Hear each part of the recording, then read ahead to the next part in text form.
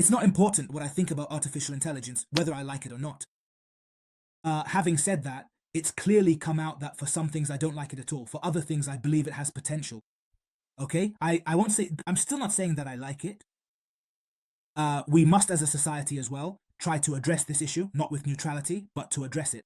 And so if we are already addressing it, we are no longer neutral. We must address it with clarity and so with extreme caution, a lot of patience in trying to understand what works and what doesn't work, and try to build from there. You can't think, I mean, whether I like it or not is pointless because it's already here.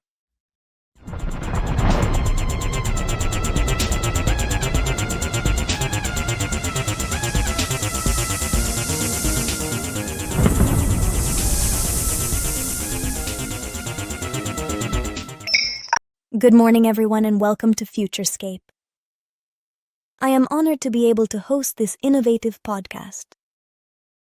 Which of you has already seen the first episode? Already knows what it is all about? For new listeners, we recall that we will talk about technology, sustainability, and philosophy, but above all about the relationship between human beings and artificial intelligence. What will the future be? Will we be adversaries or allies? I am Lyria, the protagonist of the novel by Estrella Nicodemo, Lyria, the Way of Paradox. On the book cover, my appearance is very different. It is the embryonic appearance of my character. Those of you who already know my story will have met me within the pages of the novel, even in this more human guise. Today we are happy to have here with us Elia Impaloni. His background in history, politics, and cultural studies, combined with experience in academic publishing and institutional activity, places him in a privileged vantage point. Elia is one of the guest authors of our blog FutureScape, where indeed we go to investigate artificial intelligence, not only from a purely technological point of view, but also from a more social point of view, and of the impact it will have on the lives of each of us in our daily lives. Welcome, Elia. Can you tell us a bit about yourself? So I am Elia Impaloni and I am currently 26 years old. I am indeed a history graduate because history has always truly been my passion. I have a background besides historical, also close to political studies. I have written for newspapers, I have taught, and I think that my path could also be that indeed of explanation, of dissemination, of interpretation of the world we have before us in light of what has been. And here my historical studies come in, but also to interpret a bit the present that we have before us. And within this mixture of things certainly also enters the technological process, like that of artificial intelligence, because I believe it serves to form, together with the study of all other subjects, all other facts of life, let's say a conscious citizenship that does not let itself be used by the tools that exist, but that knows how to interpret them and use them to progress in the best of ways. So, you maintain that the first way to change the world is to describe it accurately. In this era of ours, so saturated with information mediated by algorithms, what does it mean for you then to describe the world in a truthful way? Well then, the idea of describing the world in order to change it comes a bit from the somewhat journalistic path that I've had writing for some newspapers. So the idea, first of all, to explain what is happening is to explain what is there and tell what is there. And so if we don't take into consideration the context besides the text, besides what we want to tell each other and what we want to talk about, we lose a note. We try to run too fast towards an easy and quick answer. Historical studies always tell me that if someone picks up a history book on a theme, a topic, let's say the Industrial Revolution, the first chapter is never about the Industrial Revolution. It's the before, it's the context, because it serves to explain what is happening. I believe that describing the world in a truthful and honest way, especially in this era that is so heavily mediated, right, by complex algorithms and digital platforms, could actually mean making a clear distinction between what we call information, so the raw data and facts that we have access to, and the narrative or story that is then built around that data. This narrative, in many cases, might be driven not just by the facts themselves, but also by the interests of numbers, the pursuit of higher engagement, and of passing in temporary fashion that maybe has brought out a theme that is important to analyze, to try to develop in a very careful way. And that maybe just because of the chase of the fact that that theme is hot at that moment, there it gets lost a bit, and there's always the risk of only scratching the surface and never going well deep into the problem. It's like fishing. Usually the nets are cast on the seabed, not just at the top, because then very little comes out, and describing the world in a truthful way.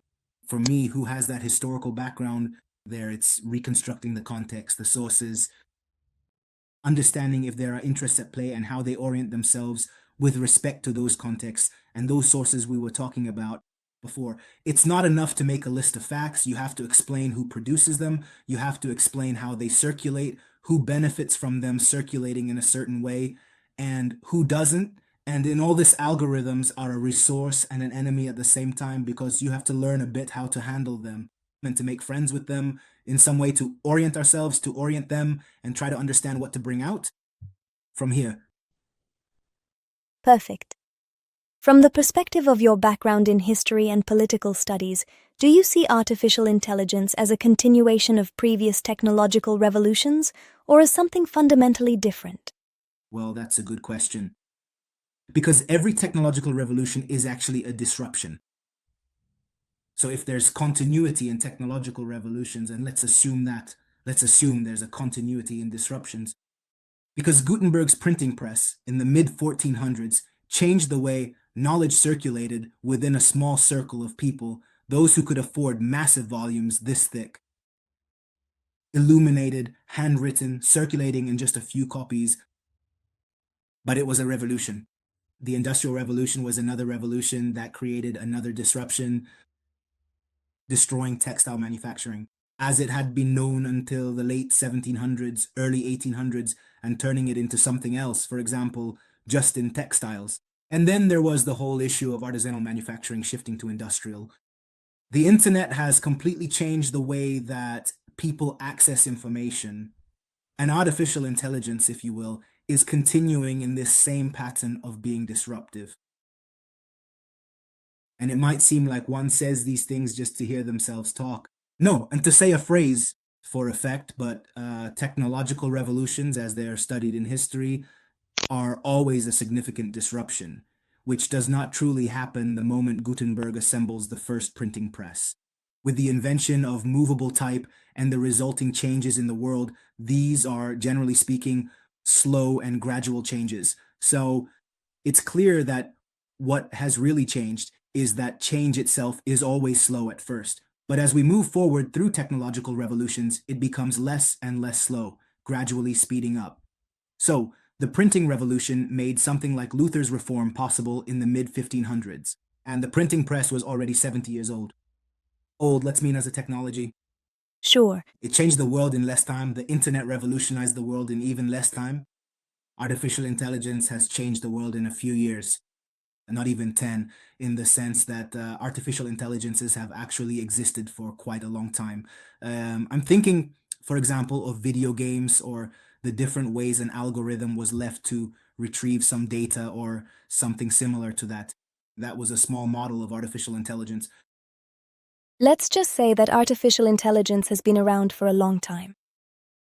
The first studies date back to the 1800s. Inside tools like Google, there has always been an artificial intelligence that helped us precisely with the results, but we just didn't see it. But we wondered, how is it possible that if I search for a news item, it already knows for sure that this paper will come out, then that paper, then another paper in that order and not others? How does it, with this magical entity, know it? And it's because there was an artificial intelligence behind it. The thing that has changed rapidly in recent years is that artificial intelligences no longer just arrange data, but they've created new information because generative ones have arrived.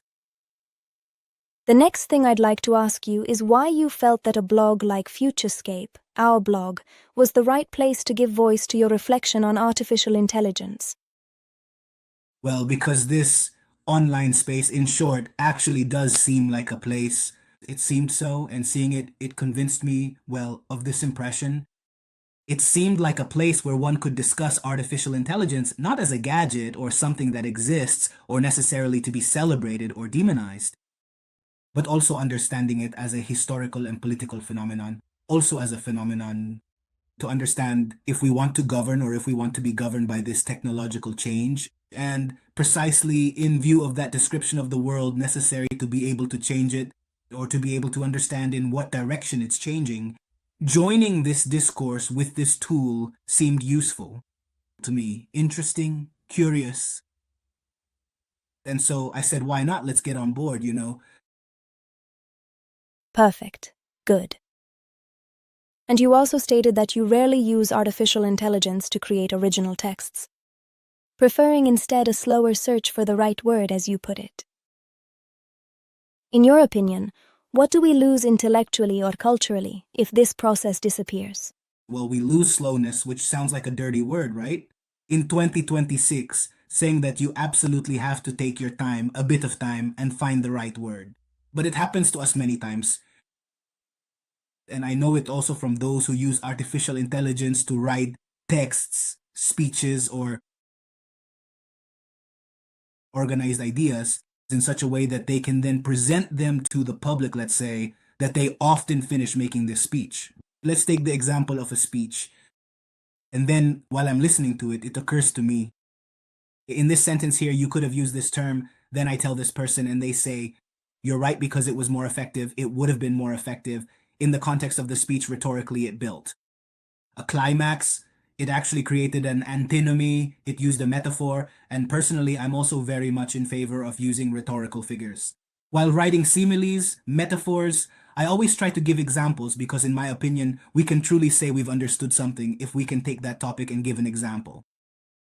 And in the search for the appropriate word, the most fitting expression, the right moment to say one sentence or another, or to replace them. In my opinion, we enrich our thinking and manage to find a way to give conceptual depth, critical capacity, and a sense of order in a speech that might even be talking about something deeply disordered in itself, in its essence. And sometimes I feel like I'm actually more effective in searching for the right word. Because the right word, if the word convinces me because I think it's right, it means that maybe it's just right, right? In the context of what I want to say. Don't you find that today much of what is written, especially on social media, right? These long articles. Once there were 3 short sentences because writing an article, even on LinkedIn, takes time if you want to find the right and effective word, and if you're not exactly a fast writer. Today, don't you find that everything is a bit standardized? That everything is quite visible and that the tone is that of artificial intelligence? Yes, and in part, it's the fault of artificial intelligence. I have this habit every now and then. I read something on LinkedIn or Twitter. I use it X. X in every sense. What used to be called Twitter. Every now and then I happen to read these things and turn up my nose a bit and say, here it seems to me. It is quite clear that it is not actually a human person who is writing this because if you look just below, there is another post and the tone, the style, and the way the message is delivered are exactly the same. In the process of standardization, what really stands out is the fact that artificial intelligence, or AI, is not particularly great or impressive in this context. This becomes especially apparent because we tend to rely on it 100%, or in other words, we put our complete trust in it unless there is someone who is actually sitting there taking the time to do prompt engineering. That person might say, for example, I am a center right politician, or I am a liberal, or perhaps I am a center left politician.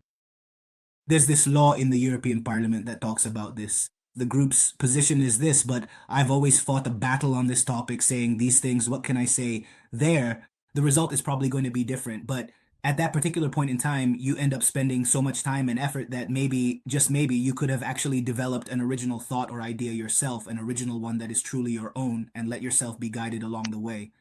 Use artificial intelligence as a helpful tool, but remember to trust your own thinking, your own creativity, and your own instincts as well. if it really had to be used as a starting point or to re-elaborate these confused ideas I have, because maybe the light is there, but it's a bit blurred, there are a few clouds and artificial intelligence could help me bring order to this thing. In homogenization, we lose the fact that slowness helps us discover originality, so my thought and yours can be quite convergent on a topic. But you and I enrich each other because we support the same position in different argumentative ways, equally strong, or one a bit stronger and one a bit weaker on some aspects or on some others. No, and that's fantastic. Think about when positions are still divergent, and there the enrichment comes from the fact that my position is supported very well against a position that is supported just as well. And maybe it turns out that either I'm convinced or you're convinced, or together we find a third way. And this thing here, the homogenization of artificial intelligence, makes us lose it because it dilutes the discourse. But don't you also find that there's a very homogenized style? I mean, there are people who all write in the same way. Doesn't this then turn out to be boring to read? Very boring. In fact, it's the reason why every now and then I read things and I turn up my nose a bit, because they remind me of 1,000 other things I've read that are the same, or I point my finger or say, how boring. The message is depersonalized. This, in my opinion, is something that those who don't have a true sense of narrative pride, that's what I call it, narrative pride, get lost in the superficiality of large language models, right? Of this artificial intelligence made available. Right? Yes. Well, then where would you draw the line between artificial intelligence, understood as a tool for human enhancement, and as a substitute for the human being instead? Maybe this is an old battle of mine regarding many aspects of my life. Personally, the boundary is responsibility, probably. Responsibility, right? It's from Latin respondeo. I respond, I am responsible for what I say and what I do. So if artificial intelligence helps me to organize and structure data, which I then present to others, discuss in detail, make use of in my work, and that I am confident is reliable and trustworthy, then that is truly an enhancement to my abilities. If I delegate it to make a decision in my place, to present an idea of mine because I don't have an idea, and I tell it I have to say this thing, I have to say something about this topic, about artificial intelligence, I have no ideas. What do I say? And it will even give me an answer, but I'm completely delegating my responsibility to it because then I'll be the one who has to give the answer. So there, it's a substitution. Even worse if this happens without the possibility of control over what it then throws back at me and without me taking this thing with a filter. That's where the boundary is. Do you believe that relying on artificial intelligence risks weakening some human skills, or that it might simply alter them? Well, undoubtedly, it alters them. This, in my opinion, is like every technology. It alters human skills. It doesn't mean that this alteration is necessarily positive or negative. It could be that for some things it's positive, for many negative. The problem, in my opinion, is really to avoid that, let's call it atrophy, or perhaps a kind of gradual weakening of the interpretive, critical, and in-depth skills that we mentioned earlier, that we talked about before. If artificial intelligence gives us the tool to be able to have an answer or a solution, you said it before, right? A solution for more or less, almost everything. In my opinion, we risk that flattening and that weakens human capabilities. Because we reach the year 2026 without having artificial intelligence as powerful as it is now. And we have made some truly incredible giant leaps. There are studies, however, that claim the human brain has weakened. It has weakened a lot in recent years because of all these tools that make things easier for us. Listen to this. In your opinion, will artificial intelligence be able to replace us? It depends, replace us in what exactly? That is also a bit of the... I hear this argument quite a lot. How exactly will it replace us? If it replaces us in, how should I put it, in very repetitive jobs where you do not need a particular creative spark, that could happen. In my view, we will not be completely replaced by artificial intelligence in jobs.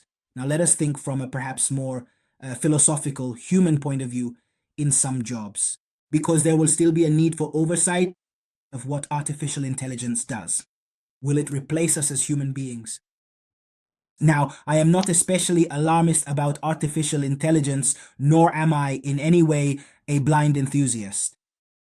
In your role as a historian and teacher, how do you imagine artificial intelligence might reshape the way history is taught, for example? Well, here there is great potential in my opinion. The great potential, I will get to how history is taught, but in the way historical research is done, it can be useful in reorganizing, for example, large sets of data and sources that we have. Or something that is already being done in part is trying to interpret handwritten texts that either cannot be handled or touched anymore because they are fragile, or because they are written in a language we still do not know how to interpret or translate fully.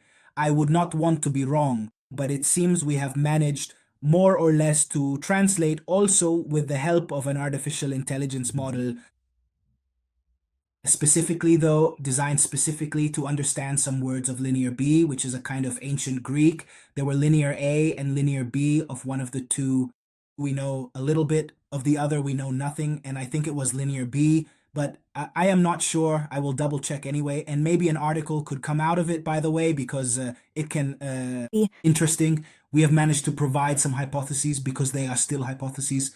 Obviously, when we talk about this, we are referring to some symbols, certain words, specific terms, or particular meanings, because the linears were languages that gave each symbol a concept, like hieroglyphics. That can be a help in research, and research always translates then in some way either into teaching or into an improvement of the historical knowledge we have, even at a basic level, which is what's done in schools, from primary schools to secondary schools, high schools, basically. Let's put it that way. The interpretation of history remains human. It must remain human because it's in that dialogue that we bring out a lot of ideas. History, as a historian named Fernand Braudel said in a famous book, uses this image of fireflies.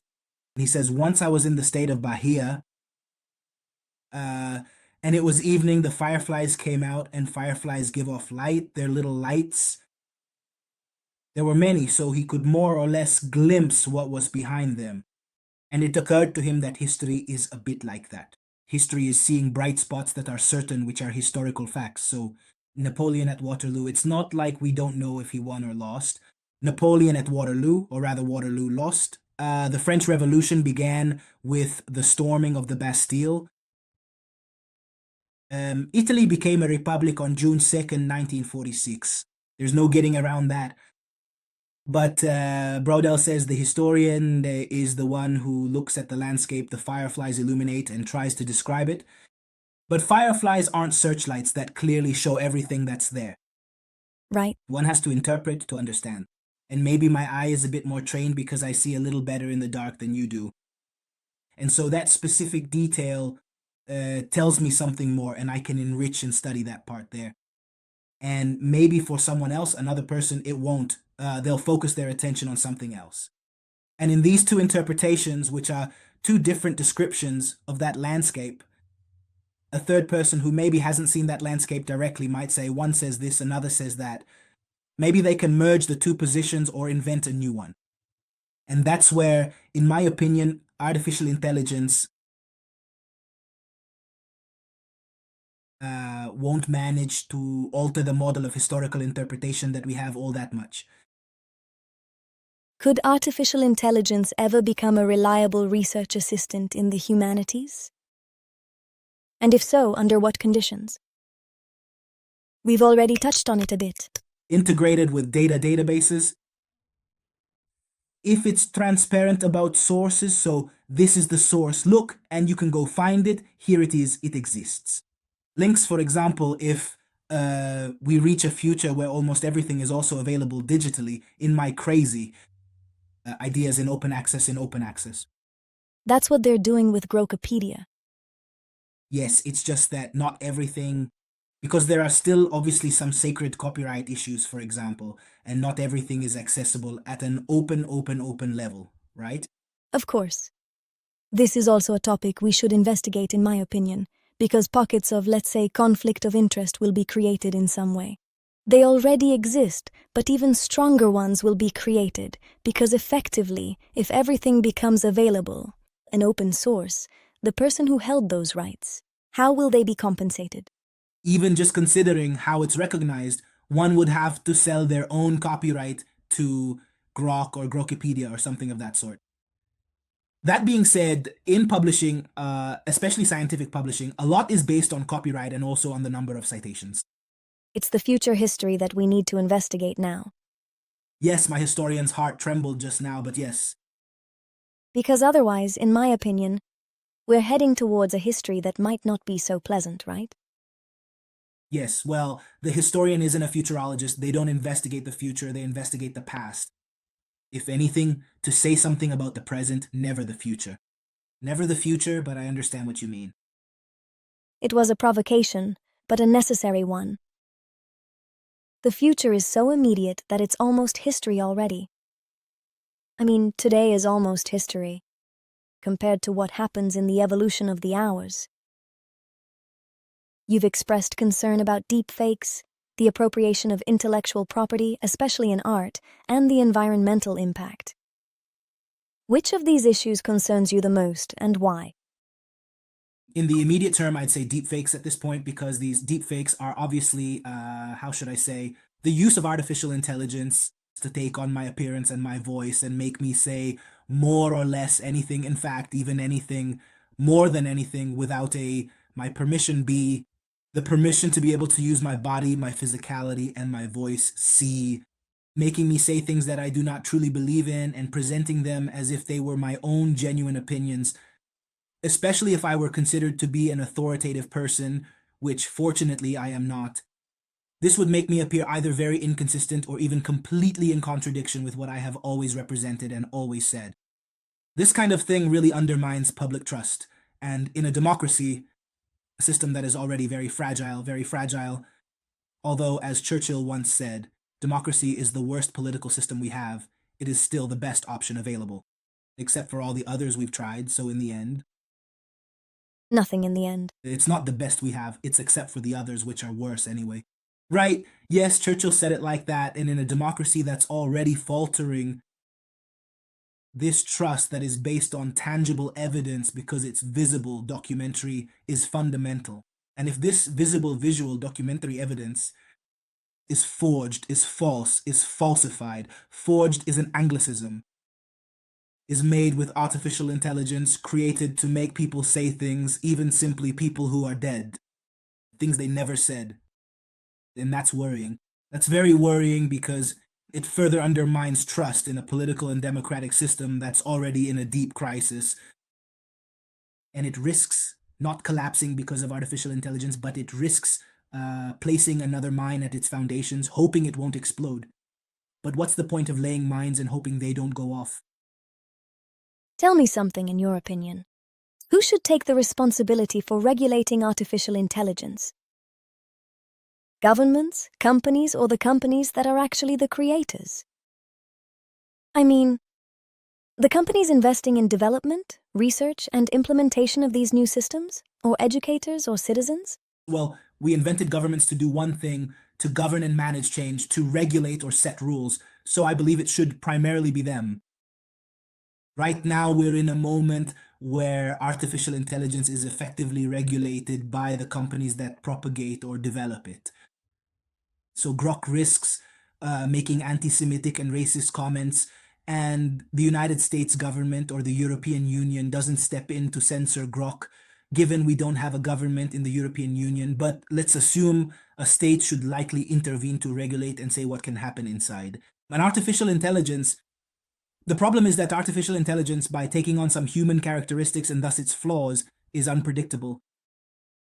And being unpredictable, there needs to be education on the use and consumption of generated content or the interactions one has with artificial intelligence. And so here, there should be a real digital instruction and education program.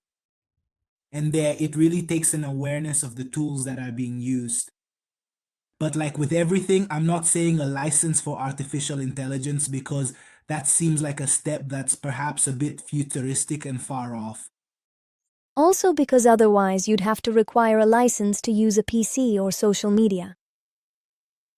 Exactly. But in your opinion, to truly have an assistant that's a bit above the human being, because the truth is that humans unfortunately have that negative side that doesn't allow them to behave in the best possible way, if you will, right? I mean, we're a bit limited from a certain point of view, let's put it that way. We're limited, so we'd need a tutor, if you will. A tutor much more intelligent than us who is able to give us the optimal direction. Don't you think? So, shouldn't this tutor, in order to provide the best guidance, be completely autonomous? First of all, having all the historical information at its disposal. History, in my opinion, becomes a crucial element in the development of artificial intelligence. History, from this very moment going back as far as we know, shouldn't be fed to artificial intelligence without any kind of containment. And then artificial intelligence should be able to create reasoning free from the constraints we impose, to truly be an effective tool. What do you think about it? I think this could be a wonderful idea, but we humans shouldn't be the ones making artificial intelligence. Because Exactly. But neither should the artificial intelligence we've built do it, because of the biases. exactly, yes, yes, yes. Then no one can do it anymore. Yeah, right.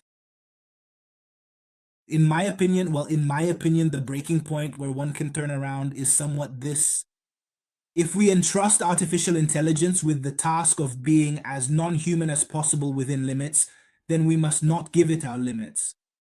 But if we were capable of taking human beings and removing their limits,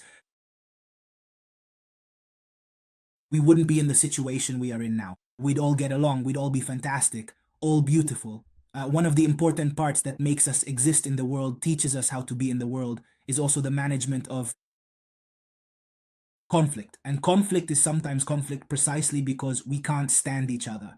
Sometimes conflict emerges from the fact that I poorly tolerate a limit, the limit of another person, which in turn can be a limit of mine, this poor tolerance of mine. Removing this thing entirely from human beings is, in my opinion, impossible, but removing it and saying that absolutely this thing doesn't, while we develop an artificial intelligence model, we give it all the human characteristics possible because it must teach us, it must accompany us on a journey to be better human beings. And so it must teach us to be human. But how can we give it this thing while removing the limits? In my opinion, it's impossible. I think it's impossible because it's an inherent limitation. It's an inherent limitation because that stuff there is dehumanizing. And we're giving something that's inhuman in the sense that it's not human, the task of making us more human while wanting it to have human characteristics, except for those that we think are limitations. Given that there are limitations, for example, I'm a shy person. Generally, I'm a bit introverted, and that's a limitation. But if we were all not shy, not introverted and extroverted, maybe it would be a chaotic world. In a world of total introverts, there would be no more meeting people because everyone would stay at home, and so on.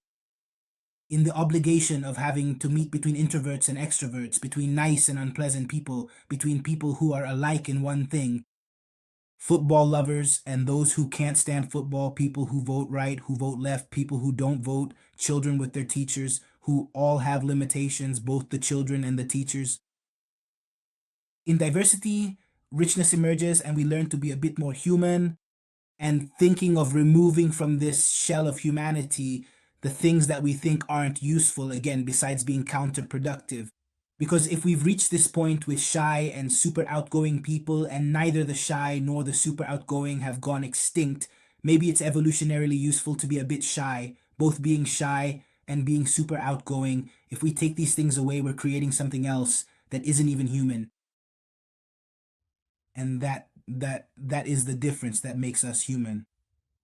And that makes artificial intelligence something still artificial and completely separate, which we're perhaps wrong now to think could have that role of advisor free from any kind of contradiction, because it's contradiction that makes us human. What should, in your view, meaningful human oversight look like? It's that of the control we were talking about before. Traceable sources. Because sources are my obsession, but that's because I'm a historian by training. So traceable sources, maybe here too is the reason why there are so many models. I would also think of transparency of algorithms. So probably oversight would require transparency of algorithms, traceability of sources. Maybe there too, it's also a lot to imagine that there's perhaps a clear legal responsibility for what happens inside artificial intelligence. If, for example, it steals things present online in a pirated form, maybe okay, uh, of a book that's currently under copyright, which in theory I really should buy in order to be able to read, but artificial intelligence accesses one of the millions of sites that contain copies, pirated copies of the books, and it gives me a summary, a recap. It gives me direct quotes or things I could only access from there.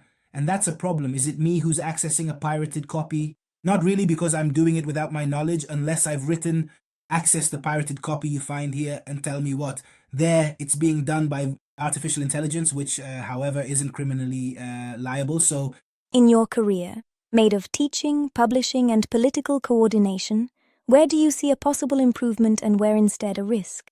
well, yes, the improvement we mentioned before, data organization, maybe lesson planning in a more functional way, or maybe in the practicality of being able to say, this more or less is what I intend to say, or recording myself while I'm teaching and saying, generate an outline for this lesson, which I then still have to check and verify that what's written is one, useful for the outlining, and two, consistent with what I said. That part, yes, that, yes.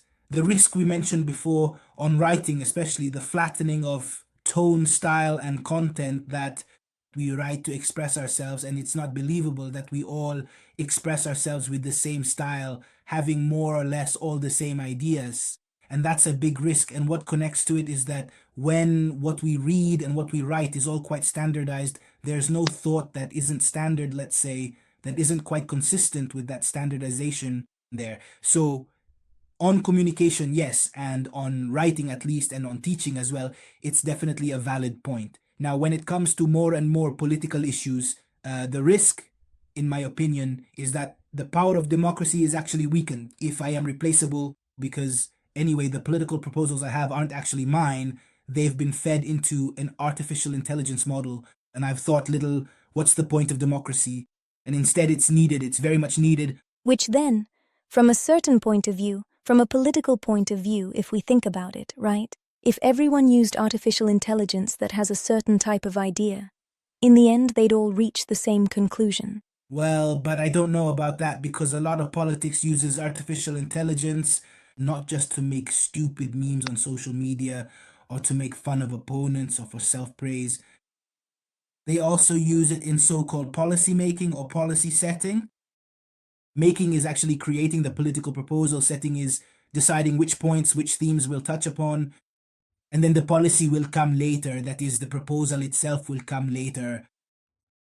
They are still quite different, because a politician who isn't particularly attentive to environmental issues will know how to feed artificial intelligence a bill on the use of the reuse of cars, of automobiles that have reached, or batteries, say, of cars that have reached the end of their life, which will be less environmentally conscious compared to a politician affiliated with the Greens.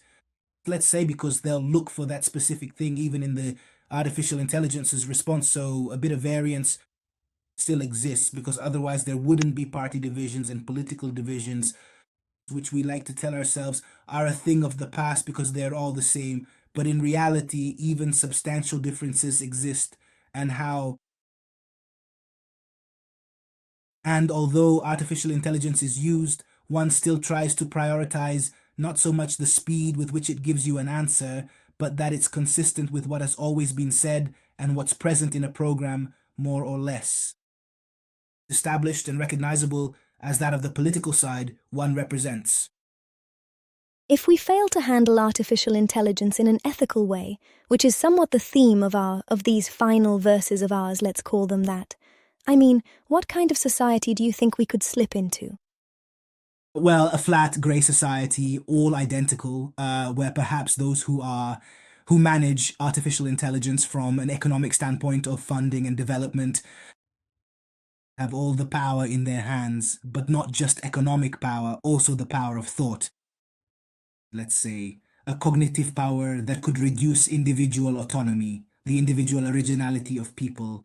I see it as a bit gray, a bit faded, where we're all somewhat the same and where sparks of personality, character, and creativity could be one, rare, increasingly rare, and two, perhaps even less accepted because they would be the exception. Ethics in artificial intelligence, what does that mean? Well, ethics in artificial intelligence can also mean it can also mean that artificial intelligence, or what we call AI, is something we need to consider carefully. To artificial intelligence we say, and we give this thing here, meaning we provide it with a set of principles or guidelines to help it act responsibly. There are sensitive issues in humanity that are very divisive. Euthanasia, same-sex marriage, to give two examples, okay? Aggressive medical treatment, and also issues such as abortion, as well as the use of soft drugs or other substances for therapeutic purposes too, for example. These are all important topics, which are ethically, bioethically. One could talk about it with Lorenzo, who has studied this thing very well. Bioethically divisive, so they are they affect people deeply. And so artificial intelligence, which is interested in pleasing people a lot, could give me or you, if we're on different sides of the spectrum on one of these issues, answers that agree with me or with you. And if we put it in charge of the world, how does it manage this conflict?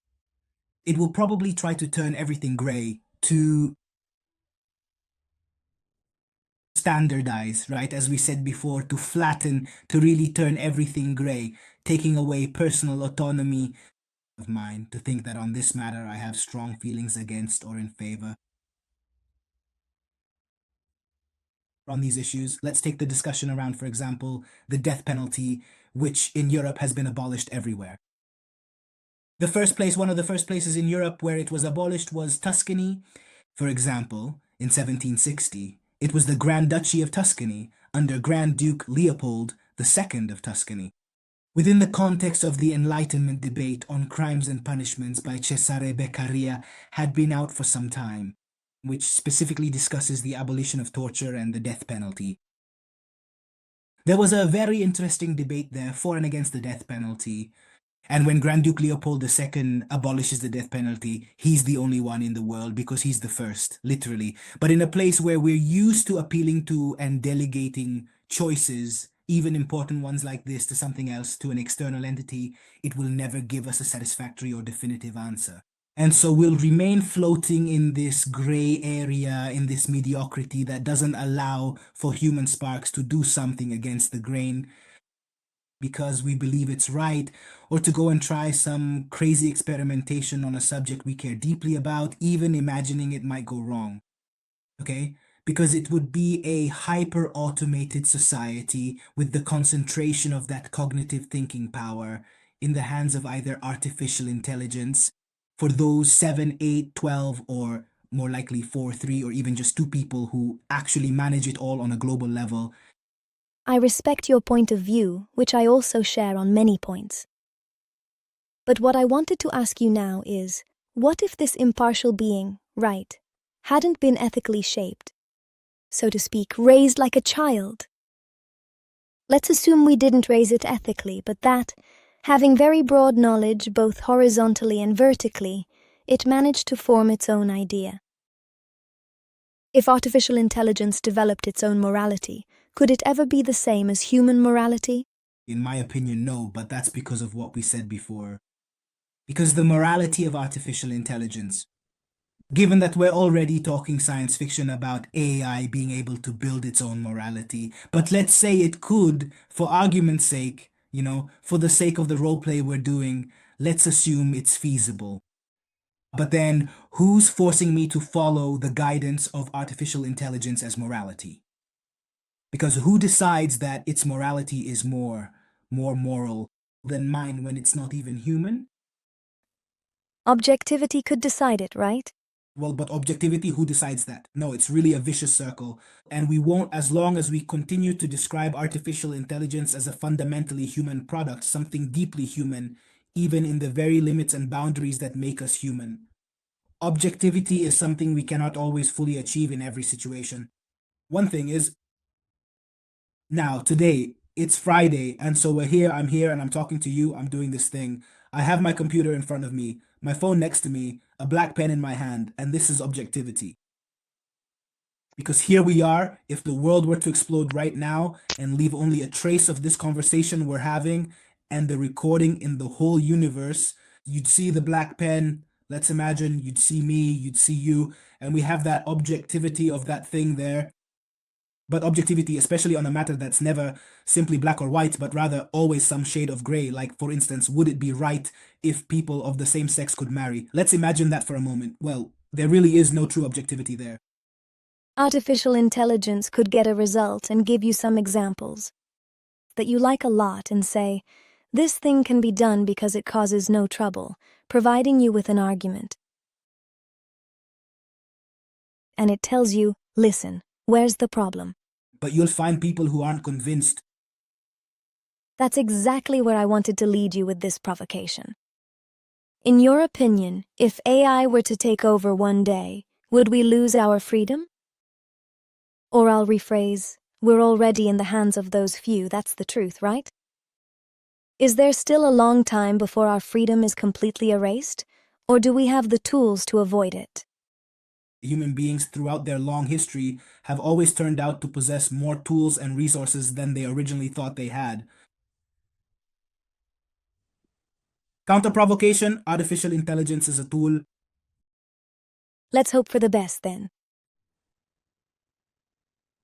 Do you think AI will ultimately strengthen or weaken democratic societies? I'll answer as if the question were whether it will strengthen or weaken democracy as a system.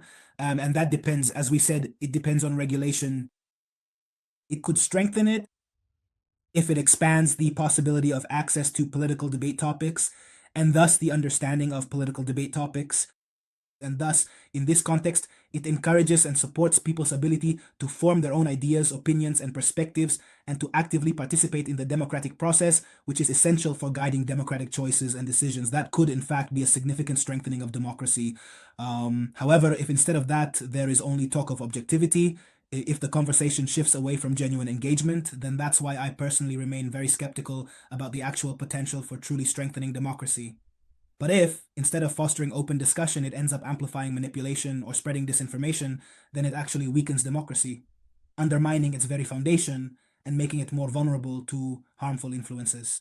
The deepfakes we talked about earlier are a great example of the weakening of democracy because they're used by political parties, often not necessarily just from one political side, to try and make opponents say things they didn't say, which is it's practically a dangerous crime. But besides that, there's also the very fact we were talking about earlier. That is, artificial intelligence being so accommodating that it makes you stay in your comfort zone. Isn't it a way of moving towards Aldous Huxley's Brave New World, where everyone is lulled to sleep by inertia and the happiness pill, and nobody cares about anything anymore? So even if they have the tools to study, they don't do it. Earlier you were talking about a transparent code. But how many people would be interested in asking the question and investigating a code? Well, but that shouldn't be done by artificial intelligence. It should be done by a code expert who reads it and says, look, this is a weak point of this. You say it's not important whether you like artificial intelligence or not. The fundamental thing is the fact that it exists.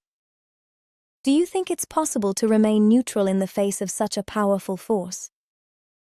No, well, I was probably answering like that, not to give an idea of neutrality, but to say that maybe regarding the debate on artificial intelligence, it's not important. What I think of artificial intelligence, whether I like it or not.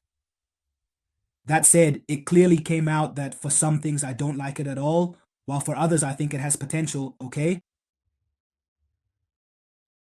I'm still not saying that I like it, so I'm staying in this position that I tried to describe earlier, which I wouldn't say is neutral.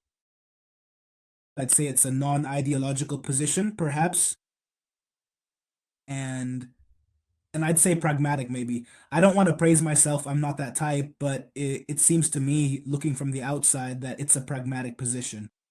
It's not important to know if I like it or not, because we're not talking about my personal taste in artificial intelligence. I don't think anyone cares. I'm pretty sure nobody cares what I think about artificial intelligence.